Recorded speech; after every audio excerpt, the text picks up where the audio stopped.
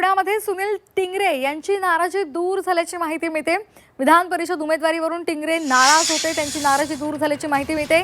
पार्थ पवारांसोबत त्यांची बैठक झाली आणि या बैठकीमध्ये पार्थ पवार यांनी त्यांना आश्वासन दिलेलं आहे आणि त्यामुळे टिंगरे यांची नाराजी दूर झाल्याची माहिती मिळते।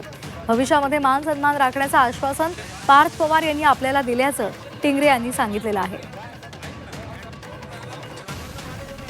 मी दादांचा कार्यकर्ता आहे। दादांनी ज्या पद्धतीने शब्द पाळले त्या पद्धतीने मी शब्द पाळतो। मी वहिनींना इतकं आश्वस्त केलं आहे की बाबा तुम्ही माझ्याबद्दल काळजी करू नका आणि त्यांनी सांगितलं तुम्हाला वाऱ्यावर सोडलं जाणार नाही, काय काळजी करता, चला। मी दादांचा कार्यकर्ता आहे। दादांनी ज्या पद्धतीने शब्द पाळले त्या पद्धतीने मी शब्द पाळतो। मी वहिनींना इतकं आश्वस्त केलं आहे की बाबा तुम्ही माझ्याबद्दल काळजी करू नका आणि त्यांनी सांगितलं तुम्हाला वाऱ्यावर सोडलं जाणार नाही, काय काळजी करता, चला।